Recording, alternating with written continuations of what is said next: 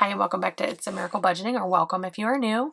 I am a 42-year-old married woman. My husband and I do not budget together. We have one sinking fund that we share, and the rest we pretty much do separately. And today I am doing my last paycheck budget for the month of April. It was a miracle month for me. This is my third paycheck of the month, which is beautiful when you get paid biweekly. Those are the best months of the year. And so I am going to go right into this budget. This one is getting, in all of my budgets are getting shorter and shorter because I am paying off so many credit cards in such a rapid succession that I actually have less bills due each paycheck, which is absolutely fantastic and makes me super happy. So I do like to always, in case you're new, explain I cannot show my salary because I do have a non-disclosure agreement with my work. It's part of my non-compete contract. I can't divulge my salary. Child support, I do always budget for $50. Some paychecks I receive a whole lot more, and some paychecks I receive a whole lot less. Last paycheck I did only receive $36. So my paycheck budget was a little bit over, off, but I did have rollover and my cushion to fill in there. So then I have other, I don't typically have other, but every once in a while I have a bonus or something, and I do typically put it here so I can acknowledge there was extra money in it. This paycheck does have a bonus, but it's from my current employer, so I cannot show it. Just know that I did receive one, and it is a bonus for retention for clients. So moving into bills, anything that comes out of my bank account that is a automatic withdrawal, is use my debit card or anything like that, I do put in the bills category. Then I let the vast majority are on automatic withdrawal. So hubby, this is my husband and I split all of our household bills, and I'm going to zoom in just a little bit more. We do split all of our household bills, and this is where his have been way more than mine. So we've been putting money towards that. Each paycheck I do give him $100. Storage, which hopefully will be gone very soon, is $73. USAA is $30. Cap 1 is $25. USA, and these are all my bills due between $4/29 and $5/12. So anything due in those time frames, that's the bills I'm paying for this paycheck budget.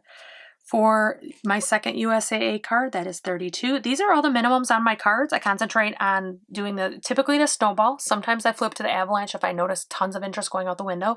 Typically I do the snowball and I pay my minimums on all my cards except for the one we're concentrating on. And this month I am concentrating on QVC now that I've paid off the other two. So credit 1 is actually paid off. So that one doesn't have to even go in there. I must have wrote this before I paid it off. So that's nice when that happens. And then sell, I pay twice a month, and that is $150 per paycheck. My car and my car insurance, I also split it into bi-monthly payments, and I actually put a little bit in my 360 account. So my car, I send $190, even though that's $190 times 2 is more than my actual payment. I do send it the same because then it builds a little bit of a nest egg in that account, and that way if something else clears, I'm good.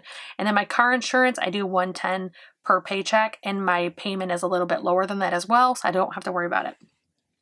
Jared is a credit card that I previously had a zero balance. I do have a $29 payment right now. I actually put a Father's Day present on that, and so I do now want to pay it off. The amount of interest is being charged. I don't see the need to spend it all at once, and I'm fine with paying, basically 4 payments of $29. And actually, I'm going to try to do it bi-weekly, so it's not 4 months. It's literally 4 payments. And then Acorns and Stash are investment apps that I actually send money to. So Acorns is $10 per check and Stash is $40 per check. So if we add up these bills, we have 100, 73, 30, 25, 32, and then we had 0, and then 150, 190, 110, and 29. So that's $739. And I can't put the leftover in here because that would divulge how much I made. Anybody could do the math, and then I'd find myself in trouble. And actually, I just realized that I'm missing one. I have Planet Fitness, our gym's annual fee is coming out, and that is $39. So we're going to erase this $739, and I'm going to add $39, and that is $778. Perfect. Okay, so now as we go down to our cash envelopes, Majority of these are, not majority. Most of these are traditional cash envelopes. I do have a few that are actually sinking funds that I just write here because it's easier and it keeps it in the top of my mind. So food, we're giving 0 because I do have, if you've seen any of my other videos recently, I have a rebate card that's actually paying for our food for quite a while. It's a pretty large rebate. So we did choose to dedicate it purely to groceries. Dining is going to get its normal 20. Household and toiletries I recently combined into just purely household. So household and toiletries are getting 20, and that's again a combined value. And then spending is always 50 and fuel is always 40. Pets is getting 20. Subscriptions is getting 20. Hubby I didn't do anything for this week. Kids is getting 20. And I will start juicing up my kids' envelope pretty soon. My kids are going to want to do, summer sports and things like that. So once things calm down, I'm in the state of Michigan in the metro area, and it's just cases are through the roof right now. It's really catastrophic at this moment. And so we're not doing anything, but I do want to let my kids, as things calm down, actually participate in some things. And then miscellaneous is getting 20 as well. And grandsons is getting 10 and business is getting 10. So if we calculate this up, we have 20 plus 20 plus 50 plus 40, 20 plus 20, 20 plus 20, and then 10 plus 10. And that equals 230. Which my cash envelopes typically average between 210 and 250. If I know something's coming up, I'll do more, but that's typically where I fall at. So next we're going to move up here to our sinking funds. And the sinking funds have switched just a little bit recently. So for example, school and clothing, I am increasing the amounts that I'm putting in those. I'm doing 50 for each of those. Gifts and birthdays is always 25 each. And then car tags is 20. Car is 20. Car tags is always 22. That's 11 from me and 11 from my husband. And that is the one I was referencing that I said we share. Home is 20. And then this next one is home insurance or homeowners. It's $25. This actually is not it's a digital sinking fund. It's not a true sinking fund. I leave it in my account and I have it scheduled to automatically come out twice a year.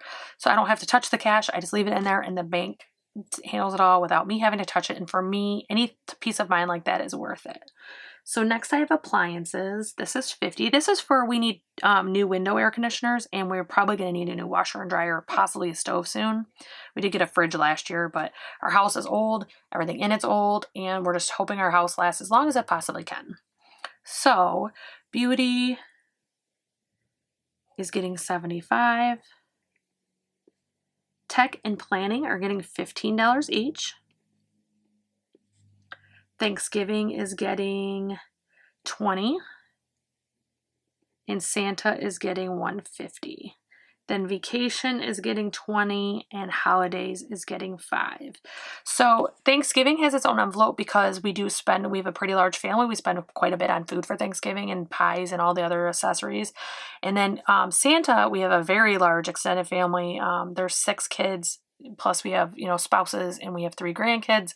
So there's a pretty big, family unit here. So we do a lot for those. Vacation isn't a priority this year because we know we're not going to be traveling very much. And then holidays is for all the holidays outside of those right there. So we're talking about, 4th of July, Memorial Day, Labor Day, Easter, even though it's not a religious holiday for us, we do typically buy the kids gifts, things like that. So that is what I use that fund for. So now let's add these up. And I have 50 plus 50 plus 25 plus 25 plus 20 plus 22 plus 20 plus 25, 50 plus 75 plus 15 plus 15, 20, 150, 20, and 5. So we're at 587. So next is Snowball and Payback. If you haven't been on my channel before, Payback is, I had a large car expense earlier this year, had to pull a ton of cash from multiple envelopes. My car fund was predetermined for that expense, so I'm not paying back my car fund, but any other fund that I pulled money from, I am paying that money back. And luckily, I'm actually almost done. I think I have $495 left. That's all I have left. So Snowball was actually going to be a lot smaller than this, but due to that bonus I'm getting, it's actually going to be $450.